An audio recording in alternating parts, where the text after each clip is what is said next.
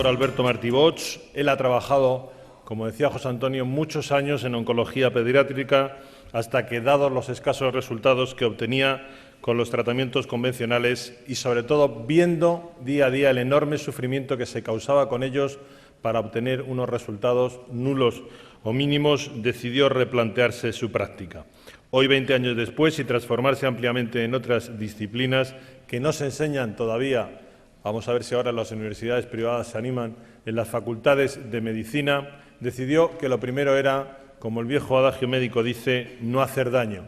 Así que ha desarrollado un protocolo de síntesis que está dando resultados espectaculares. De momento son eso, resultados, pero seguro que en el futuro serán mucho más. Con todos ustedes, ya para cerrar este tercer congreso, dándole las gracias por su atención, el doctor Alberto Martí Bosch.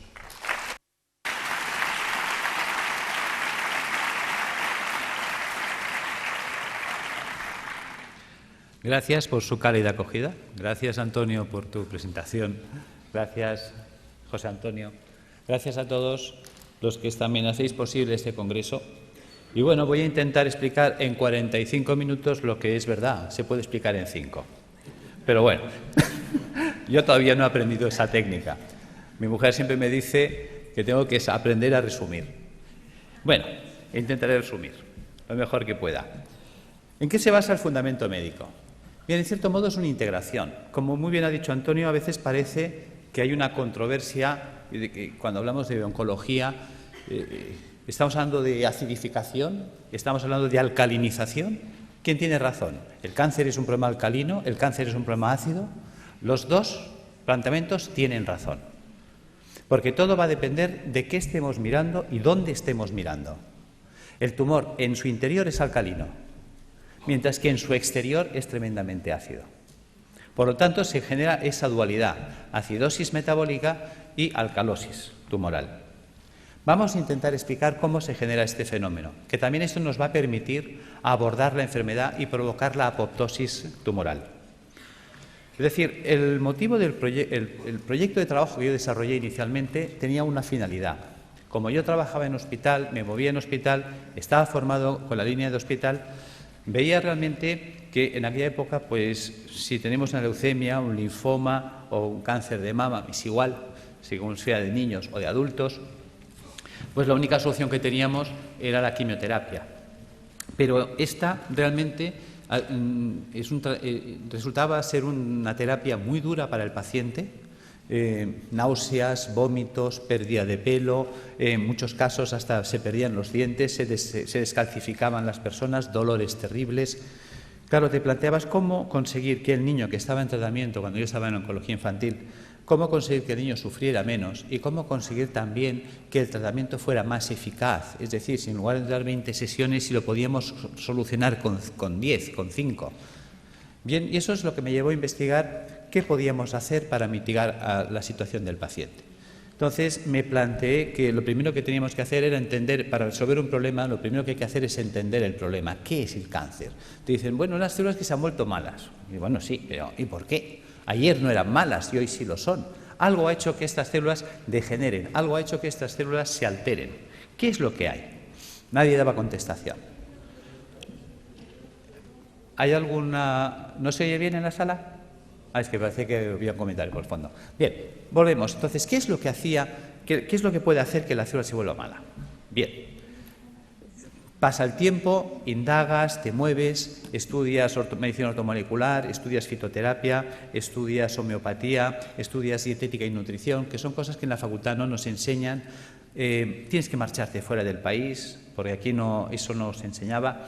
Entonces, pues bueno, tuve la suerte de ir topando con gente extraordinaria, como fue Brillinger, el grupo de Hofer, estuve con Demar, Saint-Jean, en Francia, en Austria, estuve en Holanda con Oswald, estuve en Manchester con Norman Eddy, pude estar en Houston con el grupo de John Stiles, Will Spark, Denis de Lucas. Toda esta gente me fue abriendo un campo de posibilidades y una visión de la enfermedad.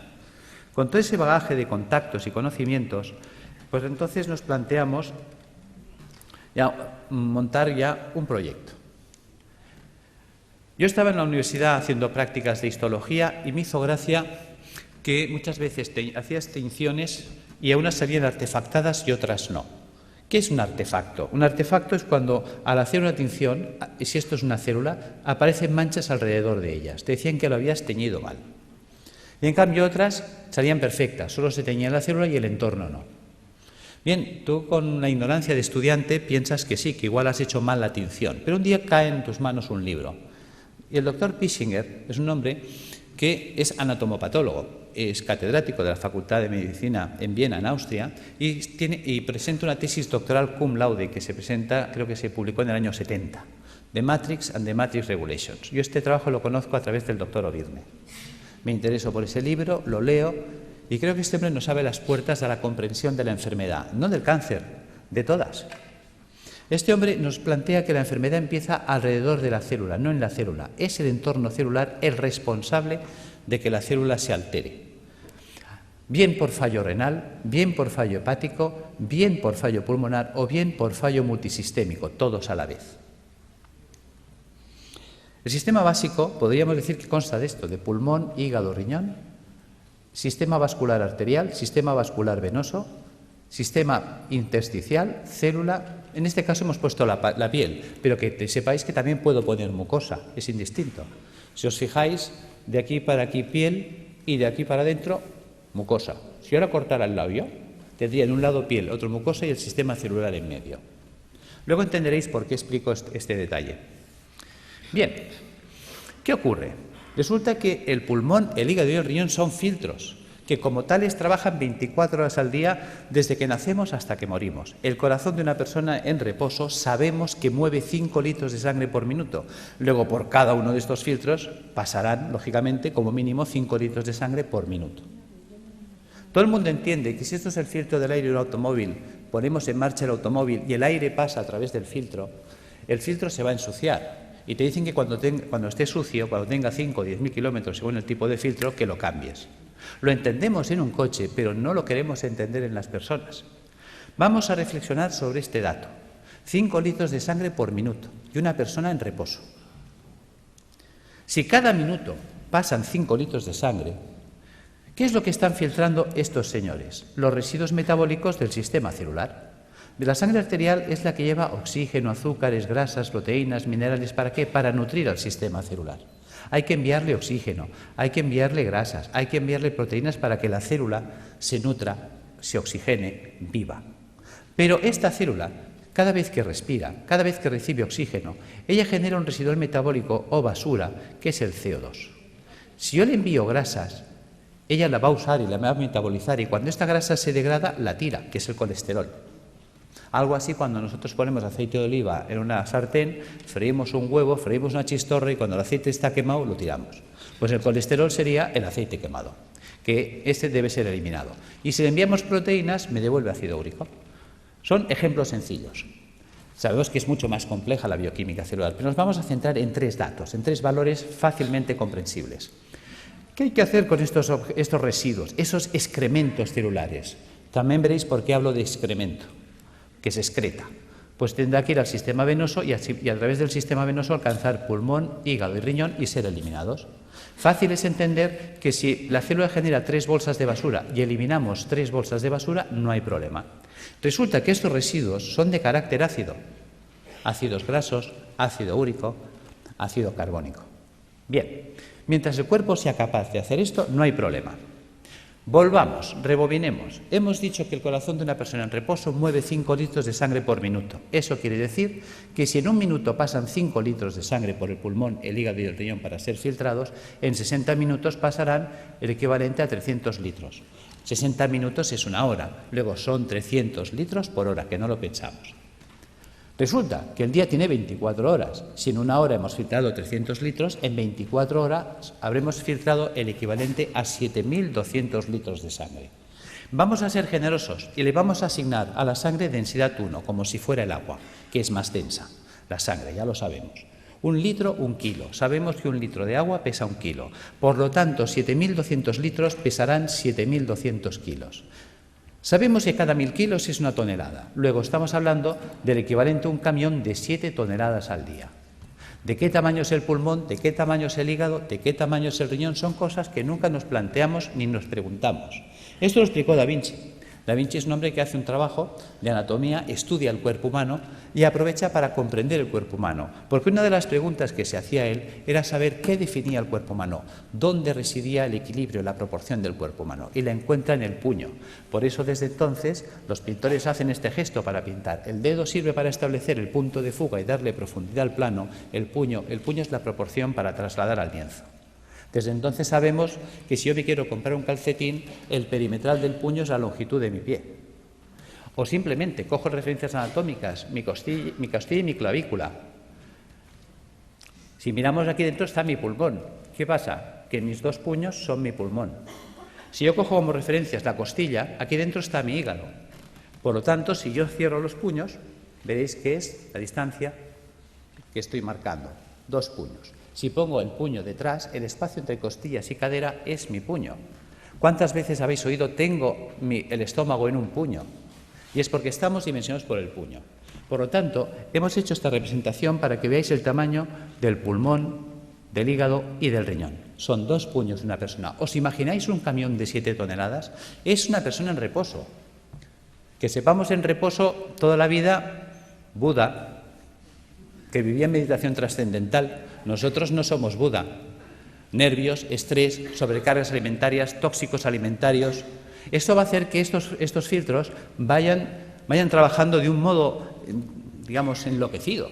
Llega un momento que, por lo tanto, estos filtros se van a obstruir. Y si nadie se ocupa de limpiarlos, porque nadie nos enseña cómo mantenerlos, ya que nosotros no los podemos cambiar en un coche.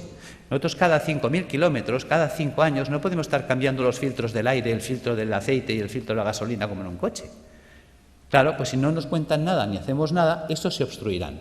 Empezaremos, por lo tanto, a retener CO2. Empezaremos a retener colesterol, empezaremos a retener ácido úrico, puesto que un filtro obstruido ya no trabaja al 100%, su rendimiento cae. Entonces nos vamos a encontrar que en el organismo puede variar el pH. Claro, el cuerpo no puede permitir que el pH varíe en sangre. Muchas veces nos preguntamos, ¿cómo es posible que un deportista de élite, entrenado, perfecto, esté corriendo en un campo y caiga fulminado o muerte súbita? Porque a veces ha ocurrido eso, un bloqueo metabólico. Es decir, la acidosis metabólica que ha generado ha sido tal que su pulmón, hígado y riñón no han sido capaces de drenar, ha entrado en una acidosis metabólica brutal en sangre. Sabemos que una variación del pH en un medio provoca un stop de reacciones químicas. Las reacciones químicas en sangre se paran, muerte. Algo tan simple, digamos, se nos pasa por alto. Estamos encontrándonos que entonces el cuerpo muchas veces lo que hace para evitar este fenómeno, evitar que haya un stop de reacciones químicas en sangre, empieza a hacer un acúmulo, va a retener estos radicales ácidos libres en el espacio intersticial. Por lo tanto, se irá empantanando el sistema. La interposición de residuos metabólicos en el espacio intersticial entre el capilar y las células, las endotoxinas, van a generar una serie de dificultad para la nutrición celular. Son los trabajos también de Reykjavik, cuando hablaba de la homotoxicología, es decir, la célula acabará ahogada por sus propios residuos metabólicos, por sus propios detritus, por sus propios excrementos. Esta barrera de ácidos que se nos va a formar, de ácido úrico, de ácidos grasos, etcétera, va a impedir que la célula se nutra. Veamos. ¿Veis la diferencia de imágenes? Es decir, la célula sana vive, digamos, flotando. El 70% del cuerpo es agua. Fijaros que eso es lo que llamaríamos el plasma intersticial. Ella tiene que vivir en una piscina de agua cristalina y transparente.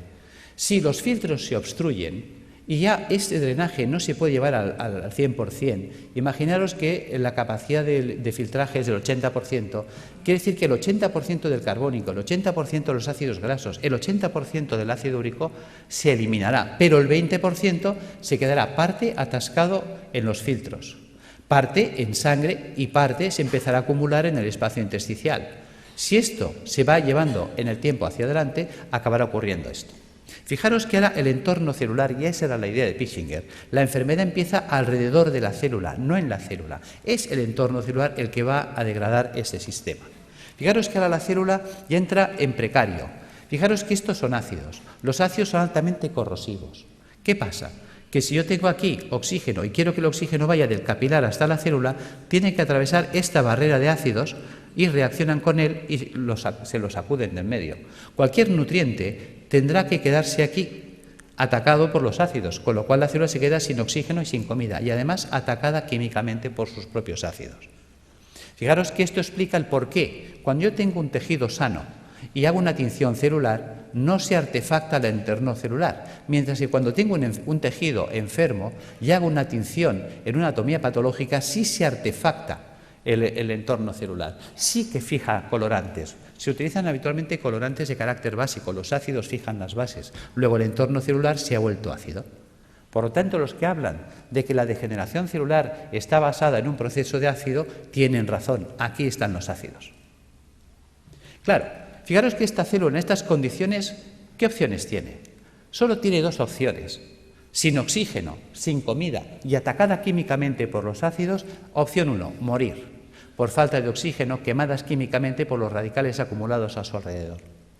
Fijaros que si una célula no se defiende, no reacciona, porque la célula no es una tuerca, no es un tornillo, es un ser vivo, es inteligente, es un ser que, lógicamente, pues decimos que si no estuviera vivo no se podría morir. Fijaros que esta célula tiene que tener su capacidad de reacción. Una vez hicieron unos programas de televisión que clavaron esto. Creo que era una serie de dibujos animados que se llamaba Érase una vez la vida. Ahí lo clavaron. Las células son los ciudadanos del cuerpo. Los órganos, los edificios donde viven los ciudadanos. Arterias y venas, calles y avenidas, por donde transportamos los alimentos, por donde recogemos las basuras. Los nervios, el tendido eléctrico, las líneas de teléfonos, el sistema nervioso central, el ayuntamiento. Cuando miramos el cuerpo desde esta situación que parece infantil, fijaros que los americanos, si algo han tenido bueno, es enseñarnos ciencia a través de mecanismos infantiles, pues ¿por qué no aprovechar ese sistema que es altamente didáctico? Y tendremos una comprensión mayor de la enfermedad. ¿Qué pasa si las células se mueren? Imaginaos que una célula no se defiende, no reacciona. Se queda en ese medio y dice, bueno, pues me muero, esto ya se acabó. ¿Veis? Si se mueren las células del cerebro, porque esto está pasando en todo el cuerpo, entonces me quedaré sin células cerebrales, Alzheimer. Si se me mueren las células de la base del cerebro, Parkinson. ¿Veis? Fijaros que aquí tengo un cable en la mano. Por todos sitios hay cables. Los cables tienen un forro de plástico. Los cables conducen los impulsos eléctricos que en estos momentos nos permiten la informática, la luz, todo. En el cuerpo los nervios conducen todos los impulsos eléctricos y electroquímicos. Pero están forrados de la vaina de mielina. La vaina de mielina sería el plástico. ¿Qué pasaría si yo echara un chorro de ácido sobre los plásticos, sobre los aislantes de los cables? Que el ácido haría una acción corrosiva sobre el plástico. El cable se cortocircuitaría, pero dejaría de conducir. ¿Qué pasa si resulta que los nervios que me están uniendo a esta célula con el cerebro, la mielina es atacada por los ácidos que hay a su alrededor? Se degrada la mielina. Sin mielina hago una enfermedad desmielinizante, esclerosis múltiple, esclerosis lateral amiotrófica, esclerosis en placa. Pissinger fue un genio. Nos hizo entender las enfermedades. ¿Veis? ¿Qué pasa si la célula, imaginaos que aquí ponemos piel y aquí le ponemos un pezón? ¿Veis? Esto es una célula del pecho. Imaginaos que esta célula se muere. ¿Veis? Un tejido con células muertas es un tejido fibroso. Hablaremos, por lo tanto, de fibromas. ¿Ves? Fibroma mamario, fibroma uterino, fibrosis prostática. ¿Ves? Que el fibroadenoma a nadie le preocupa. ¿Por qué a nadie le preocupa? Es un fibroma. Pues porque un fibroma son células muertas y las células muertas no matan. Fijaros cómo somos. Vemos el problema, pero no estamos siendo capaces de valorar la trascendencia del problema. ¿Ves? Mientras tanto, si se mueren las células del pulmón, amigo, fibrosis pulmonar, fibrosis hepática si se mueren las del hígado, fibrosis renal si se mueren las del riñón. Y fíjate que decimos fibrosis pulmonar de causa idiopática. ¿Y por qué hablamos de causa idiopática? Porque estamos acostumbrados a que si no hay bichito no hay causa. Entonces tiene que haber el bichito. Y si no encontramos la bacteria de turno, el hongo de turno o el virus de turno, entonces no sabemos por qué se ha fibrosado el pulmón. Y es tan sencillo como esto. Al pulmón le está llegando más basura de la que puede tirar. Y es una basura de carácter ácido. Imaginaos que yo soy una célula pulmonar, tengo que recibir el carbónico, tirarlo, coger el oxígeno, meterlo. Y estoy todo el santo día trabajando como un burro. Y de pronto me empieza a llegar más carbónico del que puedo tirar porque yo estoy agotado. Al final yo acabo sepultado en carbónico. El carbónico químicamente me quema. Al quemarme me muero. No es tan difícil de entender. Y eso pasa en el hígado, pasa en el riñón. ¿Ves? Son las enfermedades esclerosantes que llamamos, que están ahí en el saco perdidos de Dios. Las enfermedades de carácter idiopática, claro, para eso no hay tratamiento, porque no hay la pastillita. Bien, ¿qué ocurre si la célula sobrevive? ¿Ves? La célula decide no morirse, va a luchar. Hay células que se rebelan. Yo soy un superviviente, yo voy a luchar. ¿Cómo lo hace? Hay 4 mecanismos. Uno, hacer un globo de agua. Voy a retener agua y me voy a envolver en agua. Me monto mi mini piscina. Vale.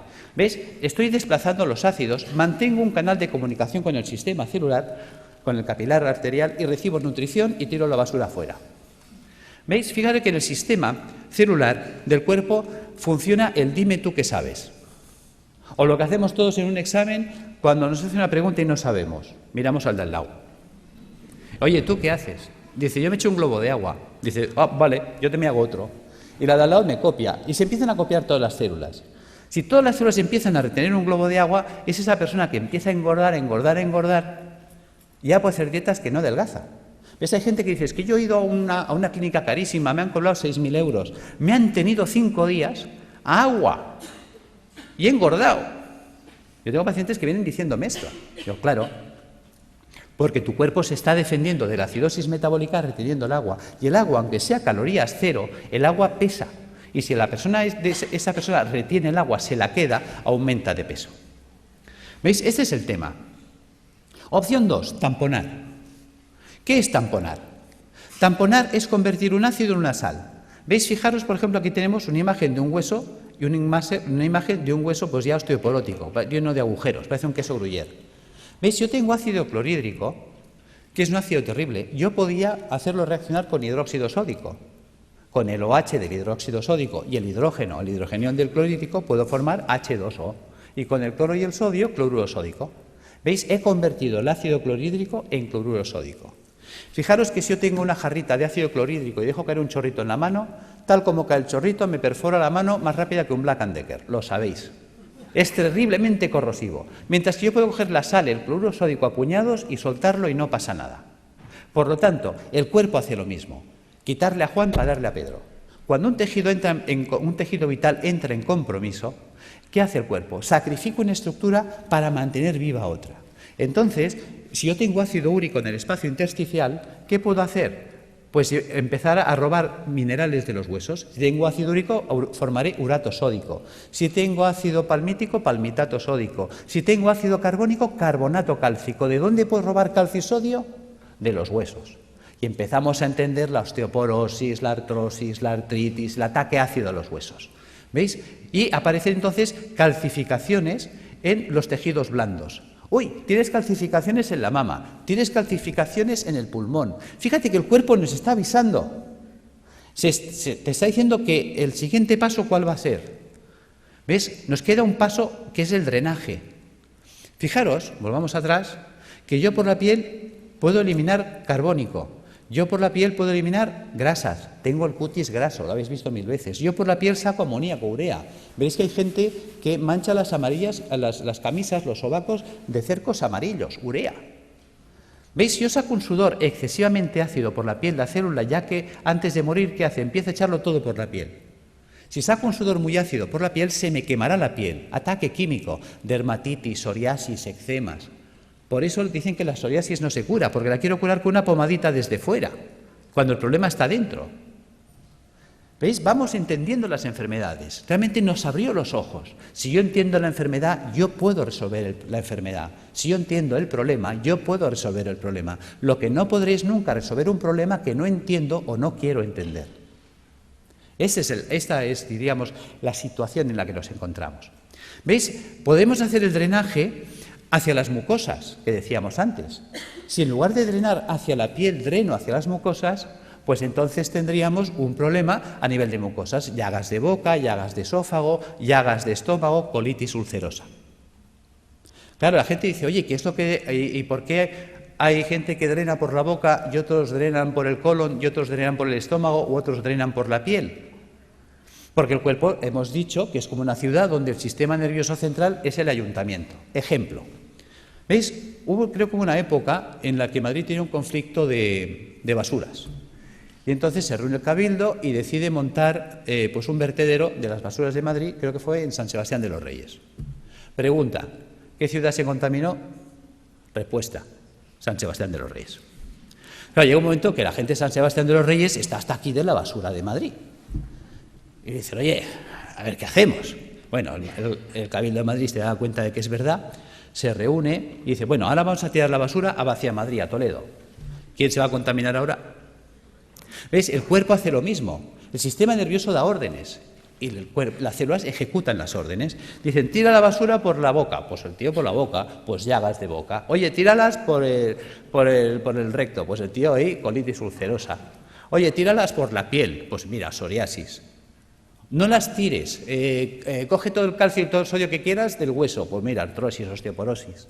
¿Ves? Según la orden que da, la célula actúa. ¿Veis? Fijaros que eso es importante entenderlo, aunque sea en clave de cómics. Opción 4, mutar. ¿Qué es mutar? Lo que hoy nos acontece, el cáncer. ¿En qué consiste la mutación? ¿Veis? Célula sana que muta a célula tumoral. ¿Cómo vive la célula sana? La célula sana vive en un medio alcalino, vive con oxígeno, vive con poco sodio y vive utilizando proteínas levógiras giradas a la izquierda. ¿Qué ha pasado? Ha pasado que el medio se ha vuelto ácido. ¿Veis? La célula tumoral muta porque su entorno ya no es alcalino, se ha vuelto ácido. Se ha quedado sin oxígeno. ¿Qué opción le queda a esta célula sin oxígeno? Solo tiene dos opciones, o morir o mutar. ¿En qué consiste la mutación? ¿Veis? Sabéis que la célula para vivir necesita energía. La energía es el ATP. ¿De dónde saca el ATP? Bueno, pues hemos hablado, creo que se ha hablado hoy del ciclo de Krebs. ¿Ves? En la mitocondria podemos obtener el ATP a través de la vía oxidativa, con oxígeno. Pero cuando una célula no tiene oxígeno, puede abrir una ruta alternativa que es la del pirúvico. Y entonces, a través de la glicólisis con el pirúvico, obtener ATP más ácido láctico más alcohol. Por eso, quien nos dice que en los tumores hay alcohol, se explica, porque es una ruta de fermentación ácida. Y esa ruta anaeróbica le permite seguir viviendo a la célula, que es un mecanismo de supervivencia, porque está en juego su vida. Y entonces ella, ¿qué hace? Empieza a cargar mucho sodio en su interior. ¿Veis? La célula normal, la célula sana, tiene potasio en el interior del citoplasma y sodio fuera. Se invierte, entra el sodio dentro de la célula a mansalva y el potasio sale, porque estamos usando un sistema inverso. ¿Veis? Ahora se explica cuando dicen es que los tumores son alcalinos. Claro, la célula tiene que ser muy alcalina en su interior para aguantar el ataque ácido exterior. ¿Entendéis que todos tienen razón? Si yo estoy mirando el interior tumoral, me encuentro con una alcalosis, mientras que si estoy mirando el exterior, me encuentro con acidosis. Esta es la explicación. Por lo tanto, vamos entrando en razón. Cuando estamos ya en una situación tumoral, ¿qué nos propone la medicina académica? La medicina académica nos propone que hay que cortarle la cabeza al tumor, evidentemente si se puede, si es accesible quirúrgicamente. Es decir, la decapitación del tumor es lo que llamaríamos la cirugía. Opción 2, a la hoguera, achicharrar el tumor. La radioterapia. Opción 3, el envenenamiento. Eso sería la quimioterapia. ¿Ves? La célula tumoral, la quimioterapia es un citotóxico, o sea, es un tóxico para la célula, hay que matarla. ¿Veis? Por lo tanto, o la mato de un hachazo, o la mato porque la achicharro, o la mato porque la enveneno. La cuestión es que hay que matarla. Y además es verdad, porque si no nos mataría a nosotros. Bien, por lo tanto, si observamos, esas 6 opciones que nos da, nos hace entender que estamos anclados, por decirlo así, en el siglo XII, por no decir el siglo I. Decapitación, hoguera, envenenamiento. Queda en clave de humor, pero es real. O sea, cuando hay un tumor, no hay más. O le corto la cabeza, o la achicharro, o la enveneno. Vale. Pero si pensamos como en el siglo XII, aunque la escena que os he puesto pertenece, creo que es al siglo I, nos encontramos que si pensamos como en esa época, nos queda una cuarta vía que la estamos olvidando. ¿Qué podían hacer con un enemigo difícil de batir? El asedio. ¿Os acordáis? Numancia. Le quitamos el agua, le quitamos la comida, y sin agua, sin comida, esperar, que se muere solito. Bien, eso sería la apoptosis. ¿Cómo acorralar el tumor? Pues alcalinizando al paciente, puesto que el paciente ya que está muy ácido y el ácido me está desencadenando el problema, vamos a alcalinizarlo. Resulta que sabemos que la célula tumoral para poder vivir necesita mucho sodio. Resulta que al paciente hipertenso le decimos come sin sal, al paciente cardiópata le decimos come sin sal, al paciente que está mal del riñón, al nefrópata le decimos come sin sal. Pues digamos al oncológico que coma sin sal, puesto que la célula tumoral necesita mucha sal para ser muy alcalina en su interior. Si le quito la sal, lo hago polvo. Luego, utilizar enzimas proteolíticos de acción selectiva. ¿Qué es un enzima proteolítico de acción selectiva? Una enzima que destruye proteínas, pero no todas. ¿Cuáles? Las dextro. Resulta que la célula tumoral, para vivir, ha tenido que desarrollar un tipo de proteína que es la dextro. Fijaros que en el cuerpo todos los aminoácidos son L-metionina, L-cisteína, L-arginina. ¿Por qué? Porque nuestras proteínas son levo, pero las proteínas levógiras son estables en un medio alcalino, en un medio ácido no son estables. Luego necesito una proteína estable en un medio ácido, la dextrógira. Vale, pero si yo pongo a circular enzimas proteolíticos de acción selectiva que destruyan a esa proteína, ¿ves? Ya le he quitado el sodio, le he quitado la comida, le quito los ácidos. Y luego resulta que la célula tumoral, al volverse anaeróbica, se vuelve vulnerable al oxígeno. El oxígeno es tóxico para las células anaeróbicas, las mata. De hecho, yo he estado en Alemania aprendiendo técnicas de ozonoterapia porque el ozono es tóxico para la célula anaeróbica. Vale. También podemos utilizar peroxidasas, enzimas que ayuden a liberar mucho oxígeno en los tejidos. ¿Cómo conseguir esto? ¿Cómo vamos a alcalinizar al paciente? Recuperando la función del hígado y del riñón y del pulmón, eliminando las toxinas acumuladas en el espacio intersticial. ¿Cómo lo vamos a hacer? Pues con dieta alcalinizante, con hidroterapia, con tratamiento natural y con tratamiento físico. ¿Veis? Si yo utilizo quimioterapia solo, ¿cuántos pilares tengo? 1. Mientras que si uso dieta, baños, tratamiento natural y tratamiento físico, ¿cuántos pilares tengo? 4. Es más estable. Esa es la idea. Que entendamos qué es la dieta, que nunca se nos habla de ella, qué es la hidroterapia, la gran olvidada. Hasta se me ha llegado a decir que esto no es científico. Y me lo han dicho médicos, esto de los balnearios, esto no es científico. Y resulta que existe en la Universidad Complutense una cátedra de hidroterapia médica, de hidrología médica. O sea, ni siquiera sabemos lo que tenemos en nuestras propias universidades. Y es de las mejores cátedras que hay en Europa. Cuando te mueves fuera, te hablan, oh, la doctora Bacaicoa. ¿Y tú quién es la doctora Bacaicoa? Hasta tienes que empezar a buscar y pues dices, ¡san Dios, tengo que conocer a esta mujer! Cuando me cae el libro... Y también, digamos, es un libro que he escrito, ahora no recuerdo el otro autor, que también es un profesor emérito, dices, por Dios, empiezas a tirar del libro y dices, ¿y por qué me han ocultado que existe esto a mí? Bien, seguimos. ¿Qué es esto de las plantas y qué es esto del tratamiento físico? Vamos a entrar ahí. ¿Por qué dieta? Muy importante. La dieta cárnica es acidificante de la orina. Si yo me como carne, mañana estoy haciendo pis de carácter ácido. Mientras que si yo como vegetariano, mañana estoy haciendo pis de carácter alcalino. ¿Qué quiere decir esto? Que la dieta vegetariana me alcaliniza. Vale. Por lo tanto, vamos a hacer dietas vegetarianas. ¿Veis? Un filtro sucio no es un filtro roto.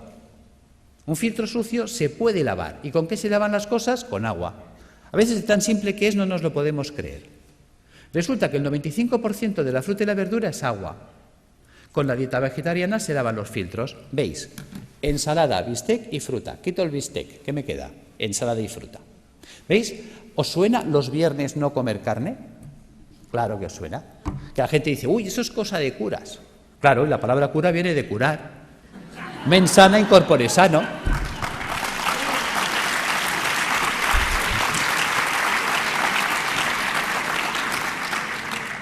Claro, ¿qué ocurre? Que cuando las cosas... Gracias, pero bueno, es para romper un poco el ritmo porque estaréis cansados y dormidos. Claro, ¿qué ocurre? Claro, la gente lo relaciona con los curas, pero con la parte mística. Claro, la gente dice, ¿y esto de dónde lo han sacado los curas? Vas tirando del libro y los curas lo sacaron de un médico, Galeno. ¿Ves? Yo me acuerdo cuando empecé la carrera de medicina, fue la época que se rompieron los números clausus y entraron 3.000 personas a la universidad. Dijeron, ¡hala! Puertas abiertas, que entre todo el mundo y que sea un curso selectivo. Y estábamos 3.000 en primero de carrera. Y entonces había una asignatura opcional, optativa, que se llamaba Historia de la Medicina. ¿Sabéis cuántos se apuntaron a esa asignatura de los 3.000 que estábamos en primero? Nadie más. Con lo cual me fue genial, porque tuve un catedrático, clases particulares para mí solo. Y ese hombre, que fue el doctor Felipe Cid, al cual le tengo un recuerdo maravilloso, me dijo: te voy a citar una frase de Napoleón para empezar tu formación en historia de la medicina. Hay de aquel pueblo que olvida su historia porque está condenado a repetirla. Tenía razón. Y luego me citó otra frase de Oppenheimer. Decía: solo tiene futuro aquel que investiga en el pasado, porque investigando en el pasado se puede redescubrir el futuro. Tiene miga. No dijo descubrir, dijo redescubrir. ¿Veis? Nuestros abuelos nos decían: está todo inventado. Y era verdad. ¿Por qué me remito a Galeno? Galeno fue aquel médico que dijo: vale más prevenir que curar. ¿Cómo llega a esa conclusión Galeno? Porque Galeno fue el médico de los 3 nos. ¿Ves? En la época de Galeno te inscribías en la facultad, por decirlo así, el 15 de septiembre y el 30 de septiembre ya eras médico. Ya está. Y como la ignorancia es atrevida, ¡hala!, todos a ejercer. Claro, también hay que saber que en aquella época, con que supieras si el paciente hacía de vientre negro, qué malo. Si hacía rojo, mira, a lo mejor puede ser un hemorroide, ¿no? Si vomitaba verde, tranquilo. Como vomitara rojo, aburem, ¿no? Y si se vomitaba negro, dalo por muerto. Ya está, ya eres médico. O sea, porque claro, no había nada. ¿Cuáles son los 3 grandes nos de Galeno? Él sale, se sienta, como hombre sabio que fue, y por eso nos acordamos de él, y dice: primer no sé medicina. Con lo que me han enseñado no sé nada. Segundo no tengo medicamentos, no existían, los inventó él. Tercer no, si no sé medicina y no tengo medicamentos no puedo curar, obvio. Claro, ¿qué hace Galeno? A Galeno le enseñan la medicina hipocrática. Hipócrates había dicho otra cosa. Hipócrates dijo: que tus alimentos sean tus medicamentos, que tus medicamentos sean tus alimentos. Y se queda tan pancho. ¿Por qué dice esto? Porque él observa cosas curiosas. En aquella época la gente vivía muy asilvestrada, todos vivíamos en el campo, muy silvestres, y encima vivíamos con vacas y ovejas, y realmente el ser humano tiende a copiar y a hacer lo que hacen los demás animales.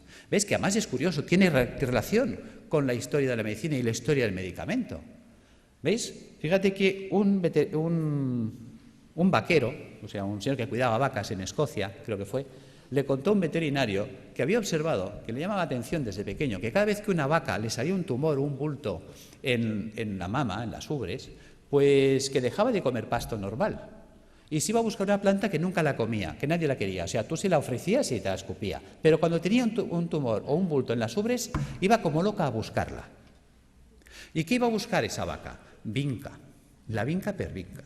Resulta que el veterinario no deja en saco roto el comentario del pastor, sino que coge esa planta y se la lleva a la universidad y la analizan. Y se dan cuenta que es verdad que en la vinca existe un principio activo antitumoral. De ahí salió la vincristina. ¿Os suena? ¿Veis? La historia del medicamento viene de las plantas. Pues lo mismo hizo Galeno. Galeno se da cuenta de que Hipócrates hablaba de que los pacientes que se ponían amarillos, es decir, el hígado, empezaban a comer como locos alcachofas, se veían alcachofas. Entonces, muchos mejoraban si comían muchas alcachofas. ¿Cuál era el problema? Que había que comer 60 alcachofas al día. Se establece un concepto de dosis. Claro, a ver quién es el guapo que desayuna, come, merienda y cena 60 alcachofas al día y durante un año.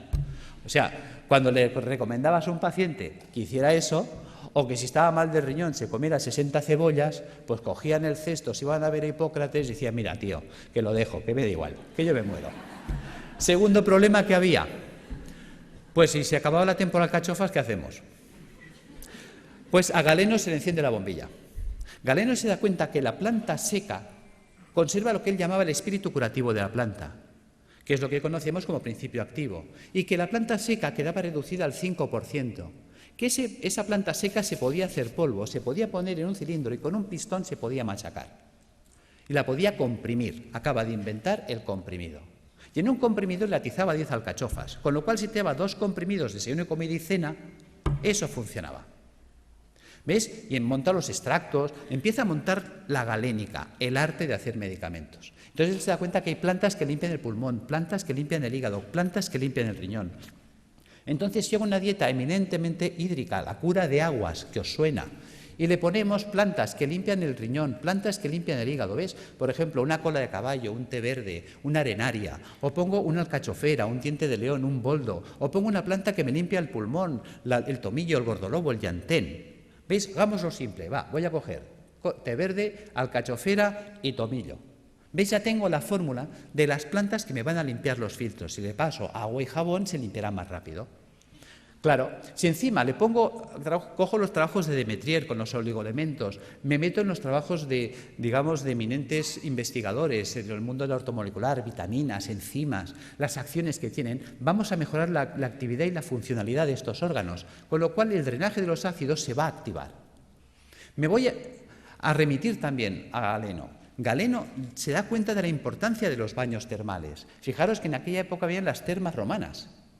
¿Ves? Galeno establece un sistema de dieta a la gente que venía a su consulta. ¿Ves? En las casas romanas, en los domus, había el vomitorio. La gente se levantaba, comía y se iba a vomitar para seguir comiendo, hasta que reventaban. Y cuando llegaban a Galeno, él en sus textos lo decía.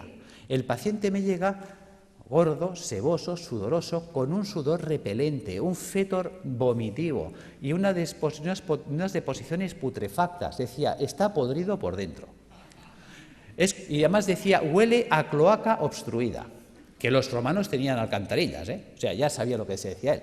Fijaros, por lo tanto, decía, hay que desatascar la cloaca, es decir, todo el tubo digestivo. Entonces, él, por un lado, se da cuenta de la función del agua. ¿Cómo funciona el agua? El agua termal nos vamos entendiendo ya por qué funciona. ¿Veis? Las aguas termales son aguas calientes.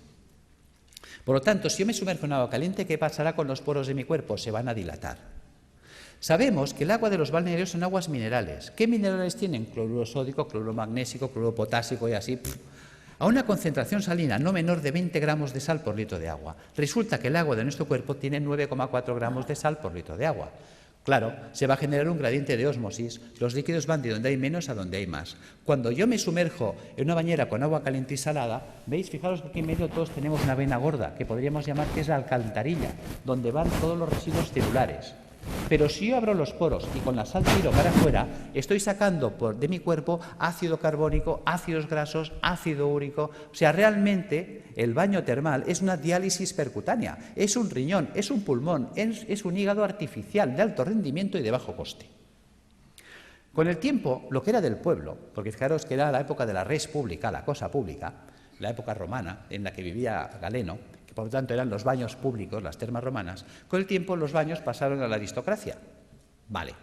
Pero como todo se recicla, con el tiempo el baño que estuvo en la aristocracia volvió al pueblo. Y volvió simplemente por un tema de avaricia.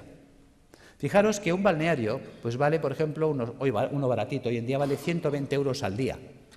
Quiere decir que un tratamiento de 30 días nos costaría 3.600 euros y estabilizar a un paciente oncológico 10 meses, 36.000 euros. ¿Quién se puede pagar esto? Un rico. ¿Pero qué es un rico? Pensemos. Y no me digáis que es un tío con pasta porque es falso. Sabiduría popular. El padre obrero, el hijo caballero, el nieto pordiosero. Es decir, hay el que hace el dinero, hay el que se lo ventila y la familia venida menos. ¿Veis? Un rico no es eso, no es un señor con pasta. Un rico es un señor que siempre está pensando cómo tener las cosas sin pagar, que por eso es rico. Porque gana y no gasta. ¿Ves? El rico iba al balneario y dice, a ver, ¿qué tiene el balneario que cura tanto? Dice que las aguas son termales. Dice, Pepe, pon un termo en mi casa. ¿Ves? Si yo caliento, lo hago en un termo, el agua que sale del termo es termal. ¿Qué más necesito? Dice, es que esto, una bañera. Pues Pepe, pon una bañera. ¿Qué más pasa? Oh, es que el agua son minerales. Jacinto, tú que eres químico. A ver, ¿qué tiene el agua que cura tanto? Jacinto que analiza y dice, oh, es que el agua tiene minerales. ¿Cuáles? Cloruro sódico, cloruro magnésico, cloruro potásico. Joder, esto es sal de cocina, ¿no? Sí, pues échale sal al baño. ¿Cuántas veces habéis oído sales de baño? Pero ¿cuántas veces os habéis preguntado por qué hay que echarle sal al baño? ¿Cuánta sal tengo? Uy, perdón. ¿Cuánta sal tengo que echar al baño? ¿Para qué tengo que echar al baño? ¿Ves? Nunca nos preguntamos, somos poco curiosos. Resulta que Jacinto, que era químico, le dice, es que tiene 20 gramos de sal por litro de agua. Claro, el tío que está acostumbrado a hacer números dice, pues que me haga una bañera que llenada hasta la mitad cubique 100 litros. Las bañeras estándar de casa, llenadas hasta la mitad, cubican 100 litros de agua. Dice, ¿y eso? ¿Y por qué hasta la mitad? Hombre, hasta la mitad, porque por el principio de Arquímedes, cuando yo me meto en la bañera, el nivel del agua sube. Lo dejo en espacio o a fregar. Bien. ¿Por qué 100 litros? ¿Cómo sé que en mi bañera tengo 20 gramos de sal por litro de agua? Echando 2 kilos de sal. ¿Ves? 2 kilos son 2.000 gramos. 2.000 gramos en 100, tacho 2 ceros. Tacho 2 ceros, 20:1. Ya tengo la concentración salina. ¿Qué vale un kilo de sal? El otro día lo compré en el Capravo, mientras no suban el IVA, a 15 céntimos el kilo. Luego 2 kilos, 30 céntimos. 30 céntimos por 30 días, 9 euros. Y en casa. Yo tengo pacientes que me llegan desesperados, y no por falta de razón. Me dicen, estoy en insuficiencia renal crónica desde hace 10 años. Ya ha entrado en lista de trasplante, no aparece el trasplante y vienen hechos una pena, pobrecitos. La diálisis ya no da de sí y como no aparezca un riñón en 6 meses, yo no salgo adelante. Simplemente por decirle, ponte en la bañera con 2 kilos de sal cada día, a los 15 días ese hombre está alucinado de cómo tiene sus análisis, porque está haciendo una diálisis diaria. Está sacando ácido úrico por los poros, por ósmosis. Ósmosis percutánea. No pensamos el poder de la bañera. Ahora la gente está quitando las bañeras y abriendo los balnearios.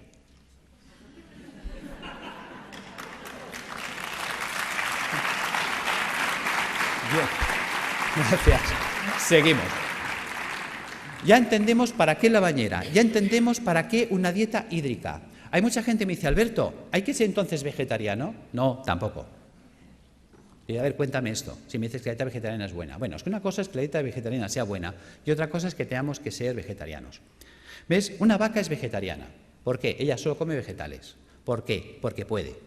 La vaca tiene 4 estómagos, panza, bonete, lebrillo y cuajar. La vaca puede hacer 4 digestiones al mundo vegetal. Por eso la vaca consigue el 100% de los nutrientes del mundo vegetal. ¿Cuántos estómagos tenemos nosotros? Nosotros tenemos un estómago. No podemos ser vaca. Nos falta tecnología digestiva. Es así de sencillo. ¿Ves? Hay gente que dice que yo sí, puede sobrevivir, porque el cuerpo está adaptado a sobrevivir, pero no a vivir. ¿Ves? Hay herbívoros, hay omnívoros y hay carnívoros. Nosotros somos omnívoros. Pero eso no quiere decir que nos venga bien un día a la semana limpiar. Fijaros, los reyes inventaron la bula para comer carne los viernes. Los reyes no lavaban los filtros. Pregunta, ¿de qué se morían los reyes? Los reyes se morían de gota, de ácido úrico. ¿Ves? Los ácidos son los que nos matan. Si a mí se me tapa el riñón, yo no podré eliminar el ácido úrico. El ácido úrico me va a corroer los huesos, un dolor terrible, y me va a corroer el sistema arterial por dentro y venoso. Al final me muero de una hemorragia urémica. Fijaros, perforación de las arterias, muerte. Si a mí se me tapa el hígado, no podré eliminar el colesterol. Si no puedo eliminar el colesterol, se me acumulan las arterias, se taponan, infarto, muerto. Si a mí se me tapa el pulmón, no podré eliminar el CO2. El CO2 se me acumula, ya sabéis, es citotóxico, muerto. Los ácidos nos matan. Tan sencillo como esto. Entonces, si añadimos esto a la dieta hiposódica, que ¿cómo afecta esta dieta a la célula tumoral? La célula tumoral necesita mucho sodio para alcalinizar su citoplasma y poder así contrarrestar el ataque ácido externo. Si se queda sin sodio, no puede hacerlo. Y entonces el propio ataque ácido también la puede matar. ¿Cómo matar de hambre a la célula tumoral? Utilizando enzimas proteolíticos de acción selectiva que destruyen solo proteínas extrógenas. Ese fue el pecado de Chacón, encontrar enzimas que destruyen esas proteínas y mata de hambre a la célula, que es inocuo para el sistema, puesto que solo destruye proteínas dextrógenas que solo afecta a la colonia de células tumorales. La célula sana que no ha mutado, como ella sigue tirando de proteínas levógenas, a ella no se entera, no le afecta. ¿Cómo hiperoxigenar los tejidos?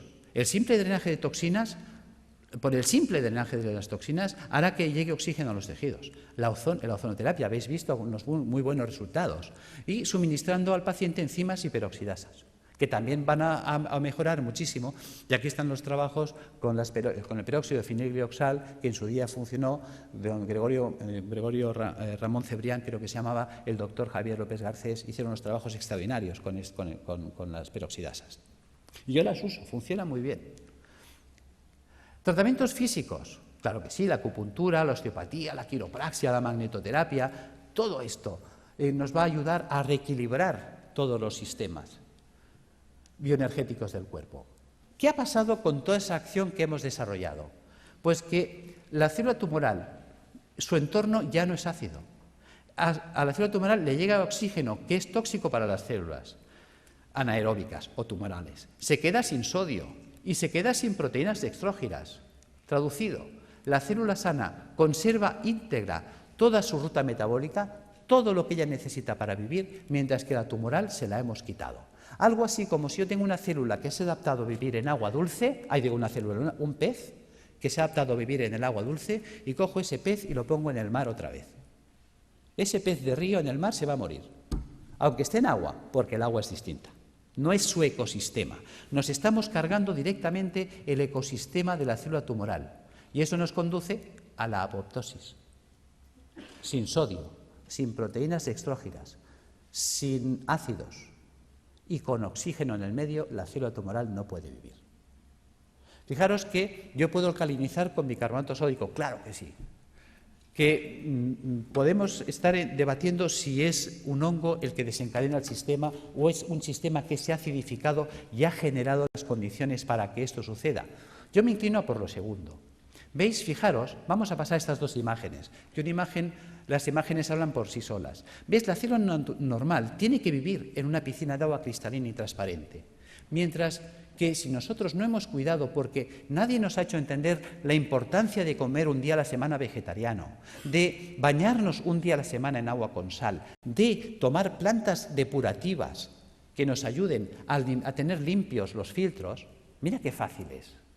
¿Ves? Si nosotros desde pequeñitos acostumbramos a nuestros hijos a bañarse en la bañera con 2 kilos de sal, a comer vegetariano un día a la semana y a tomar una infusión de alcachofa, tomillo y té verde, esto estaría funcionando limpio toda la vida. Y entonces estaríamos siempre en estas condiciones. ¿Veis? Fijaros, si yo no limpio esto, ¿qué pasa? Que ahora esta célula que tendría que estar viviendo en una piscina de agua cristalina y transparente, ahora tiene que vivir en una piscina de aguas fecales, sus propios excrementos, porque a lo que hemos comentado antes, ¿veis? A esto, al ácido carbónico, al ácido graso y al ácido úrico le podemos llamar el excremento celular. ¿Por qué le llamamos excremento celular? Vamos a ver. Si nosotros comemos, ¿qué hacemos? Caca. Y si nosotros bebemos, ¿qué hacemos? Pis. Pues si la célula come, hace caca, y si la célula bebe, hace pis. Esto es el pis y la caca celular. Si nadie se la recoge, la pobre célula tiene que vivir flotando en aguas fecales. Y mientras el agua no llega aquí, todos tranquilos, y diciendo, y no hagan olas, pero como la cosa empieza a subir, lo entendéis. ¿Veis? Posibilidades de que esta célula se infecte en una piscina de aguas fecales. Es como si tú tienes un hijo y tienes 2 piscinas, una de agua limpia, cristalina, transparente y tratada y una fosa séptica llena de aguas fecales. Y le dices al niño, ¡hala niño, haz aquí 4 piscinas en la fosa séptica! Se te muere el niño. Lo entendemos en ese ejemplo y no lo queremos entender aquí. Es algo tan gráfico como lo explicó Pischinger, es algo tan genial que dices, Dios mío, y tan simple de poder llevar al paciente a estas condiciones, que las cosas van a ir mucho mejor. Fijaros que todo vale incluso. Ya sé que José Antonio hasta me puede tirar el zapato, porque claro, cuando empezó mi trabajo, ¿cuál era el problema? Mi problema era que yo... Uy, perdón, ¿qué he hecho? Perdón. Vamos ya al fondo. ¿Cuál era el problema? Yo estaba trabajando con quimioterapia cuando empezó mi proyecto de trabajo. Y claro, no entendía cómo era posible que la quimio no funcionara si in vitro funcionaba. Y un día, cuando leo este trabajo, se me enciende la bombilla. Vamos a ver, supongamos que me viene un abogado ahora y me dice, Alberto, acabas de heredar una finca de la tía Carmeta en Tarragona. Pues vale, pues muy bien. Hombre, qué alegría, qué pena por la tía Carmeta, claro, pero también qué alegría por la finca. Son 600 hectáreas. Y dice, Dios, te vas ahí y dices, pero yo soy médico. Hala, me cojo un ingeniero agrónomo y me lo llevo para allá. Dice, a ver, tú ingeniero, ¿esto sirve para algo? Dice, hombre, está abandonada, está ruinosa esta finca, lleva 30 años que nadie la ha tocado, está silvestrada. ¿Pero vale o no vale? Dice, pues, aquí cebada la que quieras. Dice, bueno, pues ponla en marcha. ¿Veis? Y ahora veo al ingeniero que coge el trigo o la cebada y empieza a echar la cebada entre los zarzales y los matorrales. ¿Tú qué dices? Dice, vaya ingeniero. Resulta que los médicos hacemos esto. Cuando tengo al paciente en situación tumoral, le atizo el suero en sangre y quiero que la molécula llegue a la célula. Se quema por el camino, no llega. Los ácidos la destruyen. Entonces tengo mucha toxicidad y poca efectividad. Claro, cuando limpias el sistema, si tú ahora pones la quimio en sangre, ¿cuánta quimio llega? Toda. Manda huevos, que decía Trillos. Claro, con este sistema, ¿qué pasa? ¿Ves? La célula sana está harta, ha comido, está bien alimentada, ella no tiene hambre. Resulta que la que tiene hambre es la tumoral.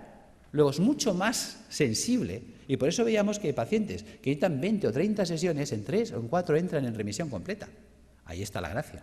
Es decir, que tampoco obliga a renunciar a nadie porque el miedo es muy fuerte y si dejo el hospital, ¿qué me pasa? Que no te pasa nada, tío.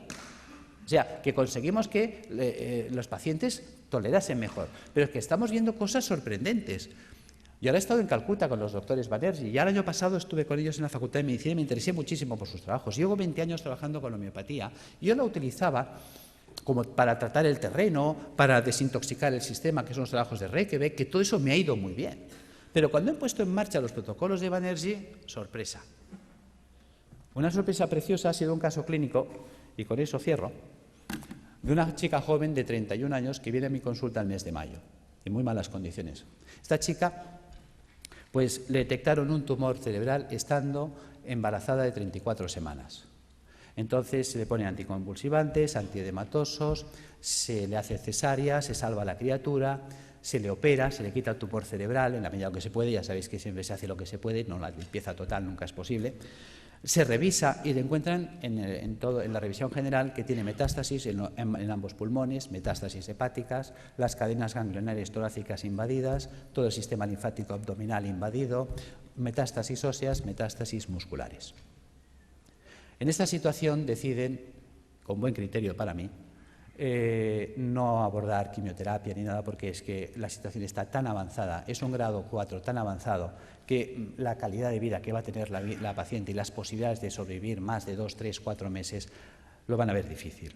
Entonces deciden tratamiento paliativo y nada más. En estas condiciones llega la consulta y pones en marcha todos estos dispositivos.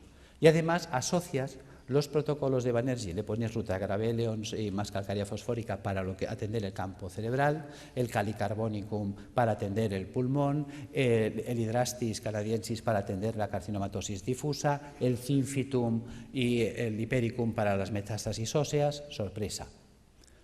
Resulta que al mes viene muy mejorada la mujer. En el mes de julio se le pide pruebas y se las hacen el 13 de julio.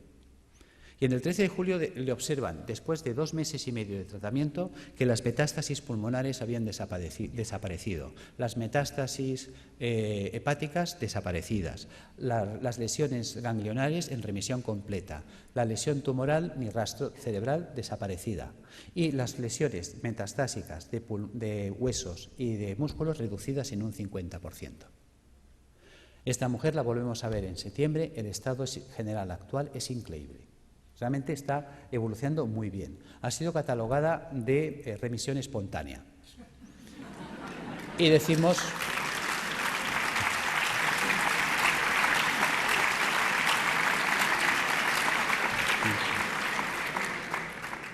Y es verdad, está respondiendo espontáneamente porque se está produciendo una apoptosis. Pero se está produciendo la apoptosis porque la paciente está haciendo lo correcto. Ha cogido un camino que le funciona. Hay veces que gente me dice, Alberto, ¿tú curas cánceres? No.